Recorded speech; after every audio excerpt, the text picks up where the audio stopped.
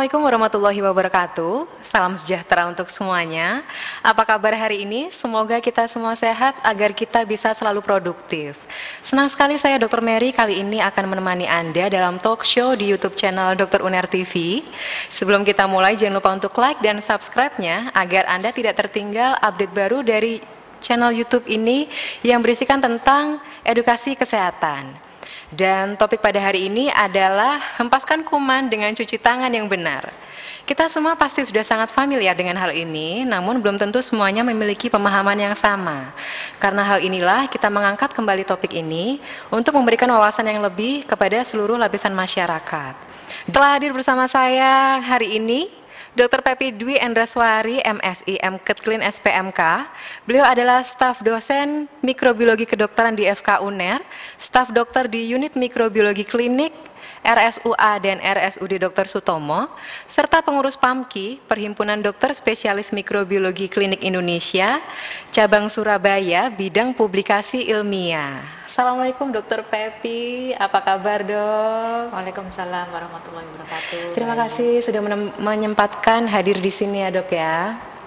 Dr. Pepi ini sebagai seorang spesialis mikrobiologi klinik, sehari-hari membantu dokter penanggung jawab pasien untuk mencari agen infeksi dari suatu penyakit, entah itu bakteri, virus, atau jamur, kemudian membantu pemilihan antimikroba yang tepat untuk pasien tersebut, dan memberikan masukan bagaimana cara agar agen infeksi tersebut tidak menular. Dan cara yang paling sederhana adalah cuci tangan. Oke Dr. Pepi, mari kita bahas topik kali ini lebih mendalam. Untuk mencegah suatu penyakit bahkan yang sangat menular seperti COVID-19, salah satu cara yang paling sederhana adalah cuci tangan, yang disosialisasikan bahkan di seluruh dunia, tidak hanya di Indonesia. Dan di bulan lalu pun kita khusus memperingati hari cuci tangan pakai sabun. Ini kan cuci tangan tampak sederhana dan murah ya dok ya, tapi tampak sangat penting. Mengapa cuci tangan begitu penting Dr. Pepi? Iya, betul sekali. Jadi memang cuci tangan itu begitu penting ya untuk mencegah penularan dari suatu penyakit. Nah, pertanyaannya kenapa? Nah, kita tahu bersama bahwa tangan kita ini adalah aktif sekali ya, digunakan untuk kegiatan sehari-hari ya, mulai dari pagi hari sampai menjelang tidur. Jadi kita gunakan tangan kita ini untuk bersih-bersih, untuk makan, beraktivitas, belanja, dan lain sebagainya.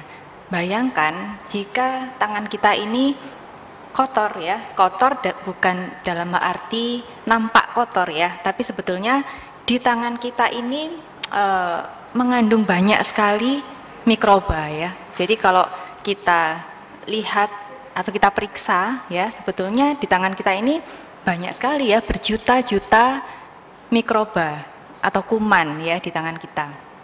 Sehingga dengan kita menjaga kebersihan kita dengan cuci tangan, nah berarti apa? Berarti mikroba yang ada di tangan kita ini, di mana di dalamnya bisa mikroba patogen ya, patogen yang menyebabkan penyakit akan bersih ya, akan mati dengan cara cuci tangan. Oke, dan cuci tangan ini sangat ditekankan terutama di era pandemi ya, dan dimasukkan ke dalam kebiasaan new normal. Beberapa kali protokol kesehatan kita mengalami adaptasi dari 5M, kemudian 6M, dan 3M. Berapapun M-nya, tetap salah satu diantaranya adalah mencuci tangan. Ya, sebagai seorang spesialis mikrobiologi klinik dok, apakah Dr. Pepi setuju jika cuci tangan ini adalah kebiasaan baru? Ya, cuci tangan sebagai kebiasaan baru. Nah, sebetulnya tidak ya. Jadi walaupun di masa pandemi ini nampaknya cuci tangan itu mulai digembor-gemborkan, namun sebetulnya cuci tangan ini sudah sejak lama ya, ada ya. Jadi kalau boleh saya cerita mungkin mengenai sejarah ya, bagaimana sebetulnya cuci tangan ini awalnya ada. Jadi sebetulnya sejak mulai abad ke-18 ya, mungkin sekitar 1800-an, itu ada seorang ahli ya, seorang ahli dari Hongaria, waktu itu mengamati atau ada kejadian bahwasanya ada di suatu rumah sakit itu terjadi angka kematian yang cukup tinggi pada ibu melahirkan.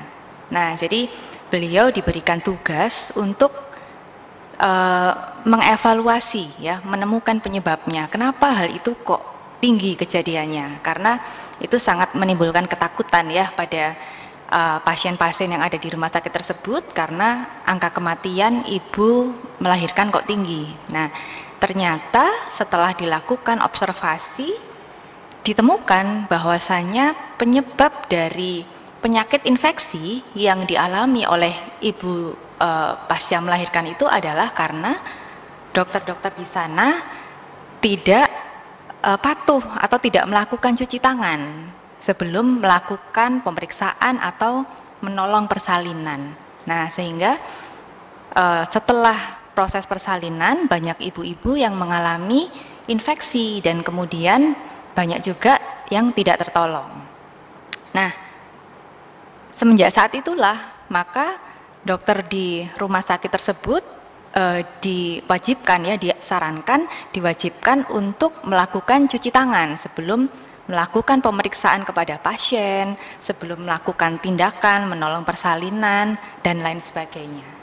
Jadi itu sebetulnya sudah lama itu ya, semenjak sekitar tahun 1800-an tersebut. Jadi bukan lagi kebiasaan baru sebetulnya. Oke, tadi dikatakan jika sangat penting menjaga agar pasien tidak terkontaminasi mikroorganisme yang seharusnya tidak ada di situ. Berarti dalam artian mikroorganisme ini ada di mana-mana begitu ya, Dok? Ya, betul. Seperti di mana gitu? Hanya ada di badan pasien kah atau bagaimana, Dok? Ya, jadi mikroorganisme atau mikroba itu ada di mana-mana ya, termasuk di lingkungan kita ya. Di lingkungan itu ada di mana-mana, misalnya di meja, di tangga ya, di tanah, di udara, itu sebetulnya ada, mikroba itu ada. Juga termasuk di permukaan tubuh kita ya. Jadi ada mikroba atau kuman yang bersifat flora normal misalnya ya, istilahnya flora normal. Atau mikroba yang ada di lingkungan ya. Di lingkungan itu normalnya tidak menyebabkan penyakit, namun jika masuk ke dalam tubuh kita ya, ada beberapa bakteri atau virus ya yang sifatnya patogen, itu dapat menyebabkan penyakit pada tubuh kita. Ya, dan cara mencegahnya adalah dengan cuci tangan. Bagaimana caranya, bagaimana bisa cuci tangan menggunakan sabun ini dikatakan bisa efektif untuk membunuh mikroorganisme tersebut, Dok? Ya, jadi cuci tangan menggunakan sabun ya. Jadi mungkin pemirsa sudah sering mendengar ya, apalagi di masa-masa pandemi ya yang kita lalui ini, cuci tangan menggunakan sabun ya, atau cuci tangan menggunakan hand rub ya, atau istilahnya hand rub ya. Misalnya hand sanitizer ya, kalau pemirsa sering menggunakan adalah hand sanitizer. Jadi dengan menggunakan kedua metode tersebut itu bisa mematikan kuman di tangan kita ya. Gimana caranya kok bisa gitu kan? Jadi pada prinsipnya kalau kita hanya menggunakan air ya, air mengalir tanpa menggunakan sabun ataupun menggunakan hand rub, maka yang terjadi kotoran yang ada di tangan kita itu akan tergelontor ya. Namun tentu saja jika ada bakteri, jika ada virus atau kotoran yang bersifat lemak ya, misalnya, itu tidak akan bersih dengan menggunakan air saja. Maka kita harus menggunakan sabun tadi ya, sabun atau hand rub. Nah, gimana kok bisa ya? Jadi mungkin lebih jelasnya pemirsa kita saksikan bersama ya, kita tunjukkan bagaimana sih kerja dari sabun kok bisa ya membersihkan tangan kita. Nah, kita saksikan.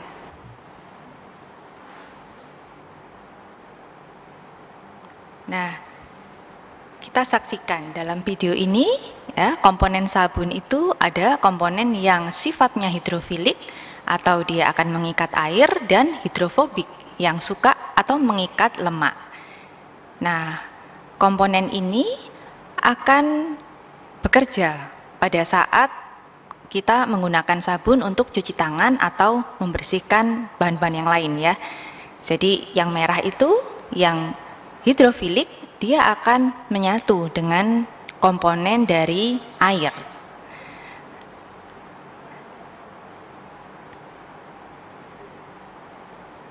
Nah, kemudian di situ ada hidrokarbon tail yang bersifat hidrofobik, ya.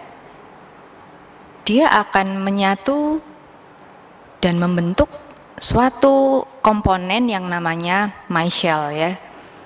Jadi micelle itu mengikat kotoran yang bersifat lemak atau juga menyisip ke dalam bagian dari virus atau bakteri, ya. Jadi virus itu mempunyai komponen, ya, namanya envelope, ya, yang komponennya juga berasal dari tersusun atas lipid atau lemak. Begitupun juga dengan bakteri, ya, ada komponen lipid bilayer di bagian dinding sel dari bakteri itu. Sehingga dengan adanya sabun tadi, ya, sel bakteri ataupun virus itu akan dihancurkan, ya, di bagian dari envelope-nya tadi. Dan setelah itu jika kita bilas tangan kita, ya, setelah cuci tangan dengan menggunakan air, maka seluruh kotoran itu akan tergelontor, ya, oleh air sehingga tangan kita menjadi bersih. Oke, dan agar cuci tangan ini menjadi efektif, apa ada faktor lain, Dok, yang perlu kita perhatikan? Ya, tentu saja, ya, ada. Jadi pada saat kita cuci tangan itu tidak sekedar cuci tangan, ya. Mungkin di sini pemirsa mulai mengevaluasi, ya, gimana biasanya cuci tangan, ya. Apakah hanya sekedar cuci tangan atau sudah benar cuci tangannya, ya. Jadi supaya cuci tangan kita efektif perlu diperhatikan beberapa hal, ya. Jadi misalnya yang pertama, ya, ada cuci tangan dengan langkah yang benar, ya. Jadi ada 6 langkah cuci tangan yang harus ditempuh, ya, supaya cuci tangan ini efektif. Nanti kita akan belajar bersama-sama cara mencuci tangan yang benar. Terus kemudian kapan, ya, kapan cuci tangan. Jadi ini nanti kita juga akan membahasnya, ya, kapan cuci tangan. Terus yang ketiga, ya, yang sering dijumpai, ya, yaitu seringkali kita menggunakan sabun cuci tangan yang diencerkan. Nah, jadi jika kita menggunakan sabun untuk cuci tangan, misalnya sabun cuci tangan yang sifatnya cair, ya, mungkin pemirsa juga sering menjumpai sabun cuci tangan yang diencerkan. Nah, itu akan menyebabkan konsentrasi yang sabun yang ada di situ kan menurun, ya, sehingga cuci tangan dengan cara yang benar pun itu menjadi tidak akan efektif, gitu. Oke, dan saya dengar juga termasuk penggunaan perhiasan, ya, Dok, ya, sebaiknya dilepas apabila kita akan mencuci tangan. Ya. Kemudian kerapihan kuku dan penggunaan kuku artifisial itu kan bisa menjadi tempat reservoirnya bakteri, begitu, ya, Dok, ya? Iya, betul sekali. Ya, kemudian satu pertanyaan simpel, Dok. Apakah ada perbedaan bermakna gitu di satu tempat sabun yang kita gunakan, apabila dia sudah sampai di setengahnya, itu kita isi ulang, atau tempat sabun yang kita biarkan kosong, kita cuci kemudian kita isi ulang sabun lagi, itu ada efek jangka panjangnya tidak, ya, Dok? Ya, sebetulnya sabun refill, ya, jadi Ya. sabun cuci tangan yang bersifat refill. Nah, itu pada dasarnya tidak bermasalah, ya. Jadi kita boleh menggunakan sabun yang sifatnya refill. Tapi satu yang diperhatikan, ya, jangan sampai tempat sabun yang kita gunakan itu nggak dicek, ya, kebersihannya, ya. Jadi perlu dicek dulu apakah tempat sabunnya ini bersih, apakah layak, gitu, ya. Kalau misalnya sudah mulai kotor, ya harus dicuci dulu dong, ya. Kemudian baru kita refill lagi. Ya, oke. Biasanya orang-orang ini kan akan menjadi patuh jika sudah kapok, seperti ada tanda-tanda sudah akan sakit. Jika masih merasa sehat, biasanya orang akan cuek untuk cuci tangan. Sebenarnya apa yang akan terjadi, Dok, jika seseorang menunda cuci tangan? Ya, betul sekali, ya, itu faktanya. Kadang-kadang kita habis melakukan aktivitas tertentu, gitu, ya, misalnya habis belanja, kita menunda cuci tangan ya, entah karena segera melakukan aktivitas yang lain atau gimana ya. Nah, sebetulnya dengan kita menunda cuci tangan ya, tentu saja yang terjadi apa? Kuman yang ada di tangan kita ya, habis kita belanja ke tukang sayur misalnya kan ada kuman ya di tangan kita ya, memegang uang dan lain sebagainya. Ini akan terbawa kemana-mana ya. Jika kita habis belanja misalnya kemudian mengurus anak ya, misalnya kemudian menyuapin anak-anak gitu ya, tentu saja kuman yang dari tukang sayur ya, ini akan kebawa ya. Kita nyuapin anak sehingga misalnya ada virus atau ada kuman, ini akan ikut masuk dong ya ke makanan anak kita ya, masuk ke saluran pencernaan. Kalau itu kumannya atau virusnya menyebabkan penyebab diare, maka bisa jadi anak kita nanti akan mengalami diare gitu misalnya. Oke, tadi sempat juga dikatakan oleh Dokter Pepi jika mencuci tangan terbaiknya dengan menggunakan sabun, tidak sekedar dengan menggunakan air mengalir. Ini pasti banyak terjadi dok di luar sana. Biasanya kita ke tempat makan, di suatu tempat makan, kita selalu disediakan satu tempat cawan yang berisi air.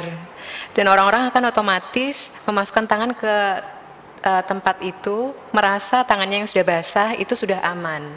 Bagaimana menurut pandangan Dokter Pepi dok? Ya, itu fenomena yang sering kita jumpai ya, sering sekali kita jumpai. Nah, pertama kita lihat ya, kalau kita prinsip bagaimana sih kita membersihkan, mencuci tangan supaya tangan kita bersih ya. Itu pertama kita tidak bisa menggunakan air yang tidak mengalir ya. Jadi kalau kita ke tempat makan, tentu saja kalau hanya mencuci tangan dengan mencelupkan ke cawan begitu ya, pasti kita tidak melalui proses cuci tangan dengan menggunakan sabun ya. Padahal cuci tangan yang benar adalah dengan menggunakan sabun dan dengan 6 langkah gitu ya. Jadi mulai sekarang kalau ada cawan ya, nah kita hindari. Ya, oke. Dan sudah sempat dikatakan oleh Dokter Pepi, kita juga dipermudah dengan adanya hand sanitizer apabila kita tidak bisa menjangkau tempat untuk cuci tangan. Apakah ada perbedaan efektivitas dok antara mencuci tangan dengan menggunakan sabun dan menggunakan hand sanitizer? Ya, perbedaan efektivitas ya, kita menggunakan hand sanitizer atau menggunakan sabun ya. Jadi memang beberapa penelitian ya itu tidak selalu sama ya hasilnya ya. Jadi ada yang melaporkan sabun lebih baik, ada yang melaporkan hand sanitizer lebih baik ya. Jadi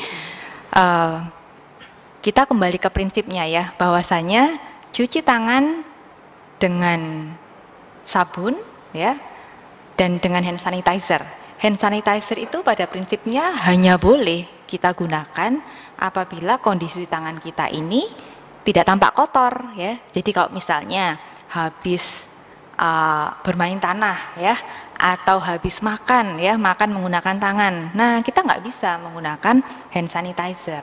Dalam kondisi seperti ini kita harus menggunakan sabun dan air yang mengalir. Nah, bagaimana perbandingan efektivitasnya ya supaya efektif? Pada prinsipnya kedua cuci tangan itu baik menggunakan sabun maupun hand sanitizer, kalau kita momennya sesuai, kemudian langkahnya sesuai, dan kemudian juga waktu kontaknya ya. Jadi kita cuci tangan itu ada waktu minimal ya cuci tangan. Itu sudah sesuai, ya berarti insya Allah hasil cuci tangan kita itu akan efektif gitu. Oke, dan hand sanitizer ini mengandung alkohol 70%. Boleh nggak dok seumpama 65%, 60% atau 90%, itu boleh nggak? Adakah alasan khusus mengapa yang dianjurkan adalah 70%? Ya, jadi memang yang saat ini kita gunakan ya sebagian besar adalah 70%. Nah, range yang efektif ya sebetulnya yang diperbolehkan itu adalah 60 sampai 80% ya. Nah, bagaimana jika lebih atau kurang ya? Jadi jika konsentrasinya berlebih ya, banyak orang berpikir ya, mungkin secara logika ya bagus dong ya kalau konsentrasinya lebih tinggi gitu ya. Nah, tapi apa yang terjadi sebetulnya ya kalau alkohol dengan konsentrasi tinggi ya, misalnya 90%. Alkohol itu sifatnya mudah menguap ya. Jadi kalau misalnya konsentrasi tinggi, pada saat kita mencuci tangan kita, hand sanitizer, belum sampai nih ya alkoholnya bekerja, alkoholnya ini udah menguap. Nah, sehingga waktu kontak dengan tangan kita itu tidak cukup. Nah, sehingga kuman atau virusnya ya nggak akan mati ya, tidak efektif. Begitu juga kalau terlalu rendah ya. Kalau rendah ya kurang efektif juga karena kandungannya kurang ya. Oke, dan anjuran untuk cuci tangan ini seiring juga dengan upaya pemerintah untuk memudahkan masyarakat menjangkau area cuci tangan dengan pengadaan wastafel dan sabun di area publik seperti di depan mal, di depan fasilitas-fasilitas umum seperti ATM, sampai ke pinggir jalan dekat halte atau jembatan penyeberangan biasanya ya. Namun banyaknya fasilitas tanpa kesadaran juga rasanya pasti percuma ya Dokter Pepi ya. Upaya pemberian fasilitas ini pasti ada maksudnya agar masyarakat menjadi sering mencuci tangan. Sebaiknya seberapa sering dok kita mencuci tangan? Tadi kan sekilas-kilas sudah sedikit dijelaskan oleh dokter Pepi. Mungkin ada momen-momen lagi dok, seharusnya kapan kita melakukan cuci tangan? Iya, betul. Momen cuci tangan ya, itu memang sangat penting. Jadi ada momen-momen cuci tangan yang direkomendasikan ya. Kalau untuk petugas kesehatan ya, kita ada 5 momen cuci tangan. Jadi yang pertama yaitu pada saat sebelum menyentuh pasien atau memeriksa pasien, kemudian yang kedua sebelum melakukan tindakan aseptik kepada pasien, ya, kemudian yang ketiga adalah setelah memeriksa pasien, kemudian setelah terpapar cairan tubuh pasien, ya, kemudian yang terakhir setelah menyentuh lingkungan pasien, ya. Jadi kesemua momen itu kita diwajibkan ya supaya untuk menjaga keselamatan pasien dan juga keselamatan dari petugas kesehatan. Oke, itu tadi adalah 5 moment mencuci tangan di rumah sakit. Bagaimana jika di luar rumah sakit dok, di lingkungan sekitar? Ya, di lingkungan sekitar ya itu juga sangat penting sekali ya. Terkadang kita tidak menyadari bahwa kita perlu cuci tangan ya. Misalnya sebelum kita makan ya, sesudah makan, kemudian sebelum ke toilet ya, setelah ke toilet, setelah belanja, kemudian setelah mengurus anak ya, misalnya menyuapin anak ya, dan lain sebagainya. Jadi banyak momen yang kita mesti sadari ya, kalau kita habis kontak dengan lingkungan ya, misalnya anak-anak habis bermain ya, mau makan jajan ya, misalnya kita harus ingatkan itu ya, momen-momen yang penting ya untuk cuci tangan. Oke, dan mencuci tangan yang baik dan benar itu ada step-stepnya ya dok ya. Kita sebenarnya pasti sudah sering sekali melihat selebaran terkait hal ini, termasuk juga di media sosial, apalagi belum lama ini kita memperingati hari cuci tangan pakai sabun. Namun belum tentu semuanya mengerti bagaimana gerakan yang baik, durasi yang baik, termasuk alasannya dok. Mungkin dokter Pepi bisa menjelaskan? Ya, langkah cuci tangan ya. Jadi nanti kita saksikan video setelah ini ya. Jadi pada prinsipnya kalau kita mencuci tangan ya, tadi seperti dokter Meris juga sampaikan, harus seluruh area dari tangan kita itu terpapar dengan sabun ya ataupun hand rub. Nah, oleh karena itu ada langkah-langkah ya, 6 langkah cuci tangan. Nah, nanti kita saksikan. Juga yang perlu diperhatikan apa? Durasi ya, durasi waktu cuci tangan. Jadi sekitar 40 sampai 60 detik ya. Jadi supaya lebih jelas pemirsa, setelah ini kita saksikan bagaimana cara mencuci tangan dengan langkah yang benar. Nah, pertama dibasahin tangannya dengan menggunakan air mengalir, kemudian ambil sabunnya ya, digosokkan pada telapak tangan. Nah, punggung tangan ya, bergantian. Terus kemudian sela-sela jari tangan ya. kemudian tangannya mengunci ya untuk membersihkan punggung jari tangan ya bergantian, kemudian juga mengusap jempol ya secara bergantian, dan juga ujung jari ya. Jadi dengan cara ini seluruh area di tangan kita itu akan terpapar dengan sabun ya. Baru dibilas kembali dan kita keringkan. Nah, langkah mengeringkan tangan ini juga penting ya. Dikeringkan dengan tisu atau handuk sekali pakai. Oke, dokter, tadi saya tertarik dengan cara mengeringkannya. Biasanya di tempat fasilitas umum itu ada handuk yang beberapa kali pakai, dok, yang kita pegang pun sudah basah. Itu bagaimana, dok, pendapat dokter Pepi? Iya, ya. Kita mengeringkan tangan ya, habis cuci tangan, bersih tangannya, terus kemudian kita ngeringkannya pakai handuk yang udah dipakai berkali-kali. Nah, bisa dibayangkan ya, di handuk itu pasti udah terkumpul itu kotoran-kotoran dan juga kuman ya, virus mungkin sudah ngumpul di situ ya. Jadi kita membersihkannya jangan pakai handuk yang sudah bolak-balik dipakai. Nah, kita tekankan mengeringkannya dengan menggunakan tisu atau handuk sekali pakai. Oh, kemudian dok, di mall atau di tempat makan fast food biasanya di samping wastafel ada pengering elektrik. Itu bagaimana, dok? Apakah ada perbedaan atau bagaimana? Ya, pengering elektrik itu ya, Ya. yang angin gitu ya. Ya. Jadi sebetulnya mengeringkan tangan itu paling baik tadi dengan tisu dan handuk ya. Dengan pengering yang elektrik itu ada hal yang perlu kita perhatikan ya sebetulnya.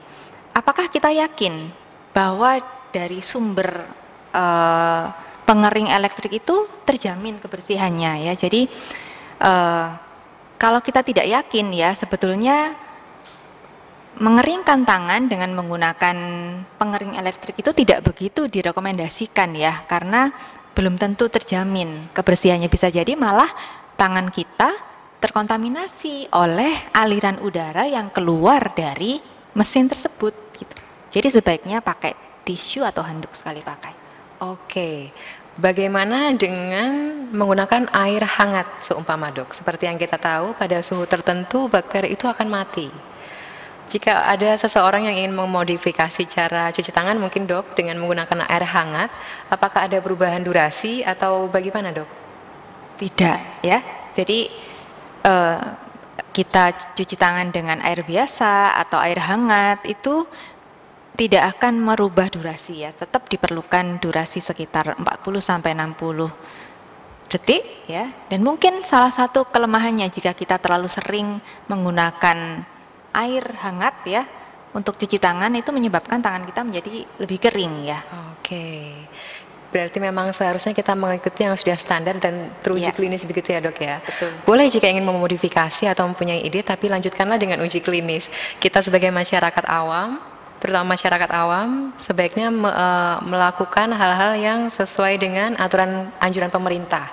Dalam hal ini mungkin Departemen Kesehatan atau WHO, begitu dokter ya? Iya, betul sekali. Kemudian dok, bagaimana pendapat dokter pada orang-orang yang cuek dengan cuci tangan dengan mengatakan jika badannya sebenarnya sehat-sehat aja, buktinya saat akan masuk ke fasilitas umum atau apa saat dicek suhu aman-aman aja, jadi cuci tangan belum terlalu penting lah gitu. Bagaimana menurut dokter Pepi? Ya, jadi sebetulnya cuci tangan itu diperlukan oleh semua orang ya, oleh semua orang, baik itu badannya sedang sehat ataupun badannya sedang sakit. Jadi cuci tangan itu diperlukan oleh semua orang karena prinsipnya adalah mencegah ya. Jadi kalau kita mau cuci tangan menunggu kita sakit, ya prinsipnya tidak mencegah dong ya. Betul. Jadi prinsipnya kita harus mencuci tangan itu sebelum kita sakit ya, mencegah. Oke, berarti mencegah memang lebih baik daripada mengobati ya dok ya. Dengan sembarangan berarti kita menambah resiko pembiayaan sakit. Iya, kalau penyakitnya sudah diatasi. Jika sesuatu hal yang sangat ganas mungkin seperti COVID-19 atau isu terbaru saat ini superbugs, dok, bakteri yang banyak resisten terhadap banyak antibiotik, pasti itu akan menimbulkan masalah besar ya dok ya. Betul sekali. Ya, berarti itu juga menjadi salah satu kunci mengapa sosialisasi cuci tangan ini sangat penting.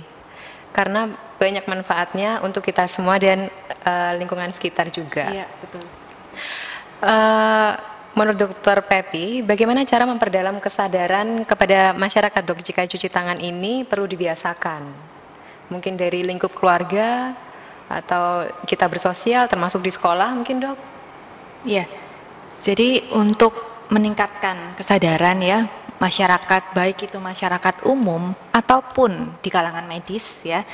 Jadi itu sangat penting ya untuk selalu diulang, dikampanyekan bahwasanya cuci tangan ini sangat penting dan banyak sekali manfaatnya ya. Jadi kalau misalnya di masyarakat umum ya, bisa peningkatan kesadaran ini kita upayakan dengan kampanye ya, misalnya melalui penyuluhan ya kepada anak-anak sekolah misalnya ya, anak sekolah SD, SMP ataupun TK ya, yang seringkali mereka belum muncul kesadarannya ya, atau kalau misalnya di lingkungan RT ya, misalnya ibu-ibu ya, itu juga perlu sekali untuk digalakkan ya penyuluhan baik secara langsung ataupun kalau zaman sekarang ya media sosial misalnya itu sangat berpengaruh ya, saya rasa sangat besar pengaruhnya. Jadi dengan menggunakan saran seperti ini ya, atau dengan menggunakan video edukasi yang lain. Dan yang penting lagi adalah keteladanan ya menurut saya. Jadi kalau hanya kampanye namun tidak ada keteladanan dalam keseharian ya, itu bagi anak-anak itu juga susah ya. Jadi sebagai orang tua ya, kita sebagai orang tua mesti mencontohkan kepada anak-anak saat-saat cuci tangan ya. Jadi kita nggak hanya mengingatkan, tapi kita mencontohkan gitu. Begitu juga dengan di rumah sakit ya. Makanya di rumah sakit juga sering ya ada sosialisasi kembali ya, diingatkan kembali tentang momen-momen cuci tangan. Untuk tadi Dokter Mary sebutkan, kalau sampai terjadi infeksi oleh karena bakteri, apalagi bakteri yang sifatnya adalah superbug ya, yang sifatnya resisten terhadap antibiotik, maka akan susah diatasi ya. Dan salah satu upaya yang paling efektif adalah mencegah supaya tidak sampai terjadi infeksi oleh karena bakteri superbug tadi, yaitu dengan cuci tangan yang sesuai dengan prosedur dan momen-momennya ditaati. Ya, oke, saya setuju banget, Dok. Mencontohkan, setelah itu baru mempromosikan. Begitu ya, Dok ya. Tadi banyak yang kita bahas adalah bagaimana cara meningkatkan motivasi untuk cuci tangan. Bagaimana dengan penonton kita yang sangat semangat sekali cuci tangan sehingga kesannya berlebihan, Dokter? Apa yang akan terjadi? Ya, kalau berlebihan cuci tangan ya, apa yang terjadi sebetulnya ya? Pada saat kita cuci tangan ya, sebetulnya kita adalah mengurangi jumlah mikroba yang ada di tangan kita ya.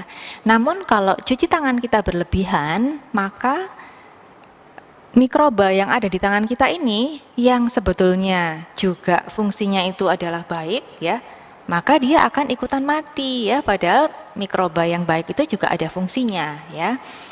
Terus kemudian yang kedua, tangan kita akan menjadi kering ya, kering, terjadi iritasi dan malah akan menjadi tempat masuknya dari mikroba masuk ke dalam area kulit kita ya.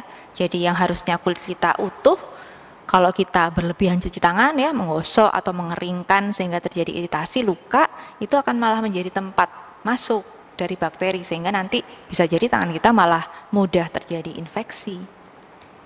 Berarti momennya harus sesuai dan stepnya harus sesuai, begitu ya, Dok ya? Ya, betul sekali.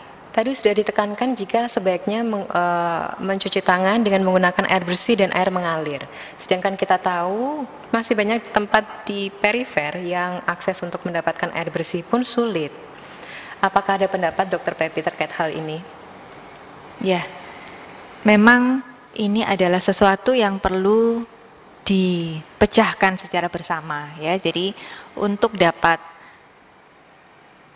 melancarkan ya atau supaya program cuci tangan ini berhasil ya, maka harus didukung dengan fasilitas-fasilitas yang diperlukan. Oleh karena itu sangat diperlukan ya, misalnya kerjasama dari berbagai sektor ya, misalnya kalau di sekolah kerjasama antara dinas pendidikan mungkin, kemudian dengan dinas kesehatan ya, bagaimana supaya sarana cuci tangan itu lengkap ya, memadai di sekolah, di fasilitas umum ya, dan itu intinya perlu kerjasama ya. Oke, mungkin tampaknya tidak mudah tapi bukan tidak mungkin ya dok ya. Kita sangat perlu bekerja sama dengan sektor-sektor yang lain. Ya, cuci tangan ini adalah cara yang mudah, namun karena saking sederhananya sehingga sering dilupakan dan belum terbiasa. Jika mindsetnya masih berpikir jika anjuran cuci tangan hanya berlaku saat pandemi saja, semoga dengan penjelasan Dr. Pepi ini bisa memperdalam kesadaran masyarakat akan pentingnya menjaga kesehatan dengan mencuci tangan. Dan untuk diingat juga jika status pandemi pun belum dicabut secara resmi oleh WHO sebenarnya ya, dan masih ada kasus aktif hingga saat ini. Pandemi ini sangat mengajarkan kita pentingnya cuci tangan untuk melindungi diri sendiri. Terus semangat dan berhati-hati agar kita bisa meningkatkan capaian cuci tangan, yang penting juga ya dok ya. Terima kasih atas penjelasannya Dr. Pepi, saya rasa sangat mudah dimengerti dan menyenangkan sekali saya rasa. Jumpa lagi di sesi berikutnya di YouTube channel Dr. Uner TV. Sekali lagi jangan lupa like dan subscribe agar tidak ketinggalan update terbaru dari channel YouTube ini. Salam sehat semuanya, ingat masa depan kesehatanmu juga ada di tanganmu. Wassalamualaikum warahmatullahi wabarakatuh.